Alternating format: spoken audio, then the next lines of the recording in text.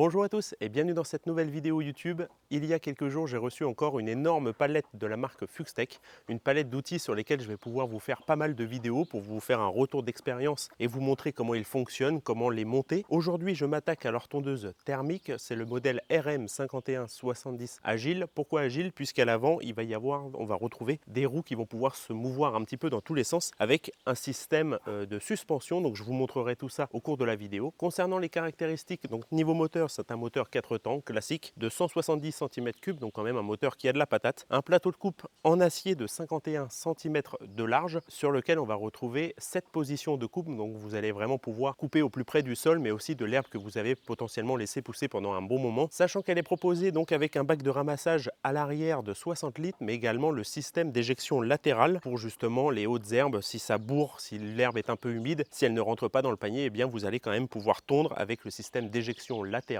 sachant qu'en plus de ces deux systèmes d'éjection, eh bien, j'ai le coq et le canard mâle là qui sont en train de se battre, va falloir que j'aille régler ça tout à l'heure.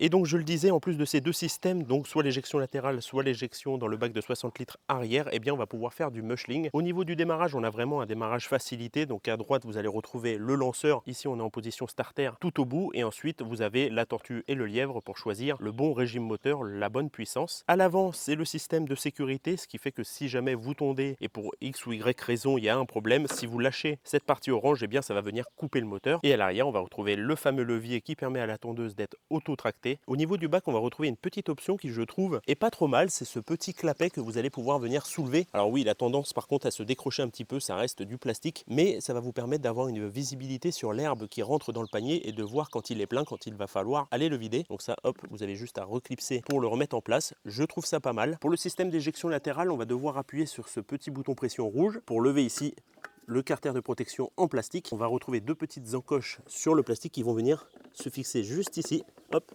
vous refermez le tout. Donc là, l'herbe va pouvoir venir s'éjecter de façon latérale. Ensuite, on va venir retirer le panier, refermer le petit capot et ne pas oublier de mettre donc cette petite partie en plastique qui va venir obstruer ici le trou de sortie. Dans ce sens-là, vous prenez l'espèce de petite poignée, vous l'insérez et ici on va retrouver un petit crochet. Voilà. Comme je vous le disais, il s'agit d'un modèle agile puisqu'à l'avant on retrouve ces fameuses roues qui vont lui permettre non seulement de bien suivre les courbures de votre terrain grâce au système un petit peu de suspension qui vont lui permettre de bouger et de vraiment épouser les formes du terrain, mais vous pouvez également empêcher ces deux roues avant de bouger avec le petit système ici de cadenas. Donc là c'est en cadenas ouvert. Pour le fermer, il y a juste besoin de tirer vers le haut, hop, passer en position fermée, hop, voilà, le cran vient de se mettre. Juste ici également, ils ont pensé à mettre la petite option que vous allez devoir monter simplement avec deux vis pour pouvoir venir poser par exemple une bouteille d'eau, donc deux porte-gobelets. Ça c'est toujours pratique, surtout quand vous bossez au soleil, mine de rien, on a tendance à se déshydrater pas mal. Là j'ai une mouche qui me tourne autour. Allez!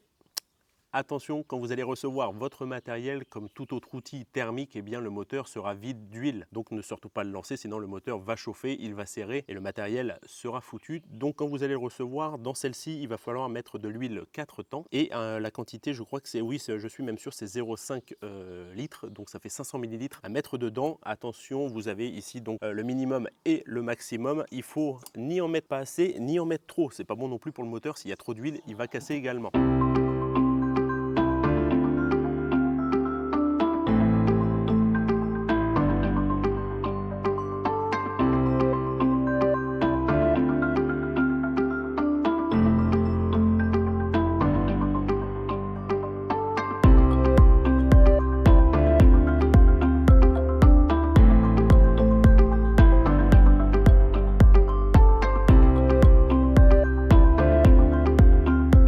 Bien faire attention, l'huile 4 temps, 0,5 litres. Je vous propose à présent de vous laisser sur ces quelques images du montage de la tondeuse, donc vraiment rien de compliqué, rien de sorcier.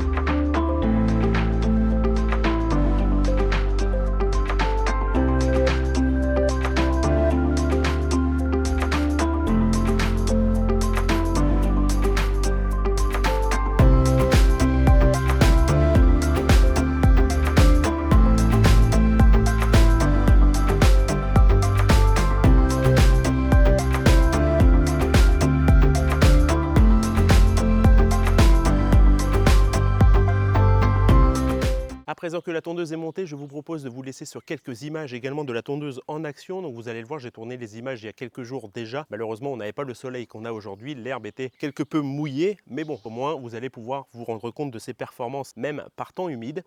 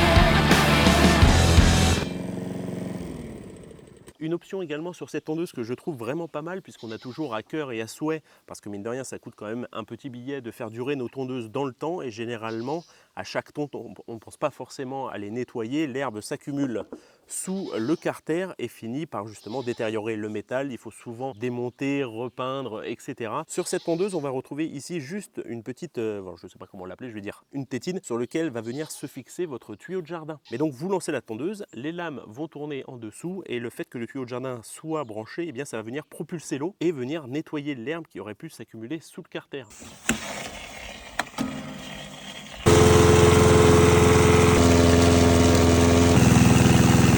Alors ça n'empêche pas quand même que de temps en temps, il faut la lever. Encore une fois, si vous la levez et que vous allez manipuler en dessous, pensez bien à enlever l'antiparasite et la bougie. Vraiment, j'insiste là-dessus. Je sais qu'il y a une connaissance de ma famille qui avait perdu 2 doigts. Alors vraiment, j'insiste, prudence. Et donc de temps en temps, il va quand même falloir aller gratter en dessous avec un bâton ou autre. Mais bon, on a quand même ce petit système-là qui permet à chaque tonte de passer quand même un coup d'eau et d'enlever le plus gros sous le carter. Donc ça, je trouve encore que c'est un bon point. Sinon, au niveau de la tondeuse, eh bien, je la trouve quand même assez silencieuse. Ça fait pas énormément de bruit. Ça fait 18 décibels, donc quand même porter un casque. Mais bon, elle fait pas non plus énormément de bruit pour ceux qui habiteraient en lotissement ou auraient des voisins vraiment proches. Au niveau de la manipulation, eh bien très simple, grâce à ce système de roue justement pivotante qui s'adapte au terrain, vous allez pouvoir tourner par exemple autour de vos arbres, ça aucun souci. Voilà, on arrive sur la fin de cette vidéo. Je vais me dépêcher de la terminer pour pouvoir aller donner du foin au bouc qui me réclame juste derrière. J'espère qu'elle vous aura été utile, qu'elle vous aura permis de faire un choix parmi toutes les tondeuses qu'il y a sur le marché pour l'entretien de votre jardin. Si c'est le cas, n'hésitez pas à partager, à commenter, à liker, surtout à vous abonner à la chaîne. C'est gratuit et moi, ça m'aide beaucoup. Je vous dis à la prochaine vidéo.